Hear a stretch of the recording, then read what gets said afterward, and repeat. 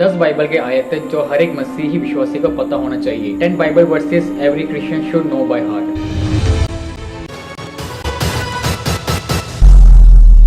पहला है यूहन्ना 3:16, क्योंकि परमेश्वर ने जगत से ऐसे प्रेम रखा कि उसने अपना इकलौता पुत्र दे दिया, ताकि जो कोई उस पर विश्वास करे नष्ट न हो परंतु अनंत जीवन पाए। John 3:16, For God so loved the world that he gave his only begotten Son, that whoever believes in him should not perish but have eternal life।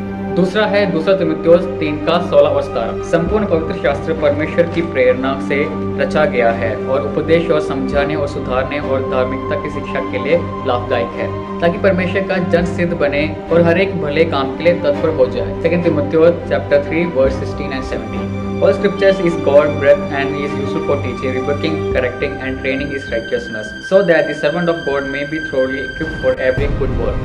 तीसरा है रोमनो 3:23, इसलिए कि सब ने पाप किया है और परमेश्वर की महिमा से रहित है। Romans 3:23, For all have sinned and fall short for the glory of God।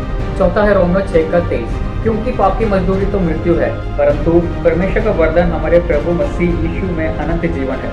Romans 6:23, For the wages of sin is death, but the gift of God is eternal life in Christ Jesus our Lord। पांचवा है Romeo 5:8, परंतु परमेश्वर हम पर अपने प्रेम की भलाई इस रीति से प्रकट करता है कि जब हम पापी ही थे तभी मसीह हमारे लिए मारा गया। Romans 5:8, God shows his love for us in that while we were still sinners, Christ died for us। छठवां है रोमियो 10:9, कि यदि तू अपने मुंह से यीशु को प्रभु जानकर अंगीकार करे और अपने मन से विश्वास करे कि परमेश्वर ने उससे मरे हुओं में से जिलाया, तो तू निश्चय उद्धार पाएगा।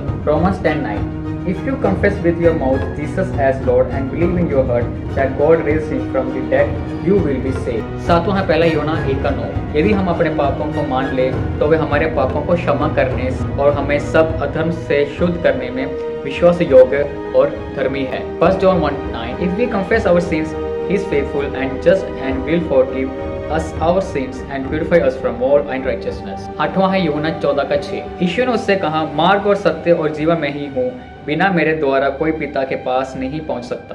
John chapter 14:6, Jesus told him, I am the way, the truth and the life. No one can come to the Father except through me। नौवां है भजन संहिता 119:11, मैंने तेरे वचन को अपने हृदय में रख छोड़ा है कि तेरे विरुद्ध पाप न करूं। Psalm chapter 119:11, I have hidden your word in my heart that I might not sin against you। तो दोस्तों आप इन वचनों के अनुसार चले और इन वचनों को अपने हृदय के अंदर रख लें। ऐसे और वीडियोस को देखने के लिए चैनल को सब्सक्राइब करें।